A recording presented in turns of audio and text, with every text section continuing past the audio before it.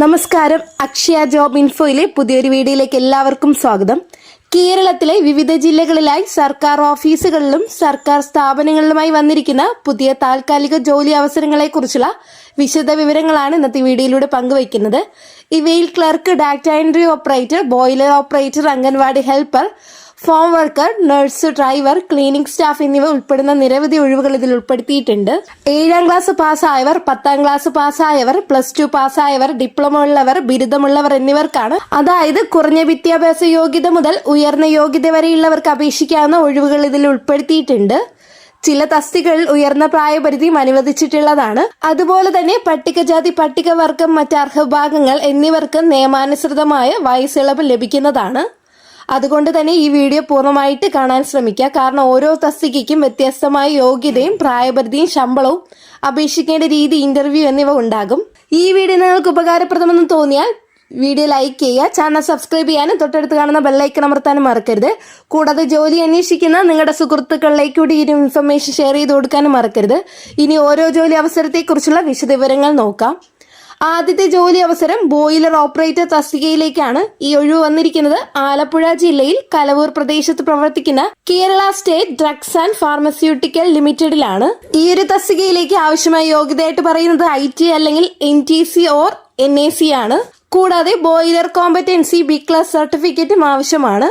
ഈ ഒരു തസ്തികയുടെ പ്രായപരിധിയും സാലറിയും എത്രയാണെന്ന് നോക്കാം. തസ്തികയുടെ പ്രായപരിധിയായിട്ട് പറയുന്നത് 18 വയസ്സ് മുതൽ 41 വയസ്സ് വരെയാണ്. പ്രതിമാസ ശമ്പളം 18,000 രൂപയാണ്.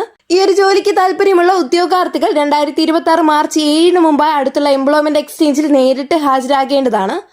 അടുത്ത തസ്തിക ക്ലർക്കാണ്. ഈ ഒരു ഒഴിവ് വന്നിരിക്കുന്നത് സംസ്ഥാന ഔഷധ സസ്യ ബോർഡിലേക്കാണ്. ഈ ജോലി സാധാരണ അപേക്ഷകർക്കല്ല, സർക്കാർ അല്ലെങ്കിൽ അർദ്ധ സർക്കാർ സ്ഥാപനങ്ങളിൽ സമാന തസ്തികയിൽ ജോലി ചെയ്യുന്ന ജീവനക്കാരിൽ നിന്നുമാണ് അപേക്ഷ ക്ഷണിച്ചിരിക്കുന്നത്. ഇതിലേക്ക് അപ്ലൈ ചെയ്യേണ്ട ക്വാളിഫിക്കേഷൻ ആയിട്ട് പറയുന്നത് +2 അല്ലെങ്കിൽ തത്തുല്യ യോഗ്യതയാണ്. കൂടാതെ കമ്പ്യൂട്ടർ ആപ്ലിക്കേഷൻ ഡിപ്ലോമയും ആവശ്യമാണ്. ഇതിലേക്ക് അപേക്ഷ അയക്കേണ്ടത് കത്ത് മുഖേനയാണ്. Chief executive officer, state medicinal plants board, Shoranur road, Thrissur ആണ്. അപേക്ഷ സമർപ്പിക്കേണ്ട അവസാന തീയതി 2026 മാർച്ച് 31 വൈകിട്ട് 5 മണിക്ക് മുമ്പായിരിക്കണം. അടുത്ത തസ്തിക ഡാറ്റ എൻട്രി ഓപ്പറേറ്റർ ആണ്. ഈ ഒഴിവ് വന്നിരിക്കുന്നത് കേരള സംസ്ഥാന വനിതാ കമ്മീഷൻ തിരുവനന്തപുരം ഓഫീസിലാണ്.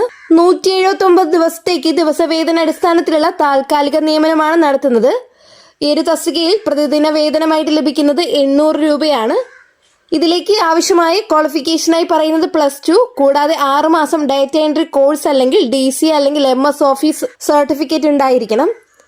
ഇതിലേക്ക് അപ്ലൈ ചെയ്യേണ്ട പ്രായപരിധിയായിട്ട് പറയുന്നത് 18 മുതൽ 40 വയസ്സ് വരെയാണ്. ഇത് കൂടാതെ നിയമാനുസൃതമായ പ്രായ ഇളവ് ലഭിക്കുന്നതായിരിക്കും. ഇതിലേക്ക് ഇന്റർവ്യൂ നടക്കുന്നത് 2026 മാർച്ച് 6 ആണ്. രാവിലെ 9:30-ക്കാണ്. ഇന്റർവ്യൂ നടക്കുന്ന സ്ഥലം PMG സമീപമുള്ള വനിതാ കമ്മീഷൻ ഓഫീസ് തിരുവനന്തപുരത്താണ്. അടുത്ത തസ്തിക അംഗനവാടി ഹെൽപ്പർ ആണ്. ഇത് തിരൂർ അഡീഷണൽ ICDSയുടെ കീഴിലാണ്. ഈ ഒഴിവുകൾ വന്നിരിക്കുന്നത് തൃപ്പങ്ങോട് ഗ്രാമപഞ്ചായത്തിലെ അംഗനവാടികളിലേക്കാണ്. ഇതിലേക്ക് അപ്ലൈ ചെയ്യേണ്ട ക്വാളിഫിക്കേഷനായി പറയുന്നത് എഴുത്തും വായനയും അറിയണം. SSLC ജയിച്ചിട്ടില്ലാത്തവർക്കും അപേക്ഷിക്കാവുന്നതാണ്.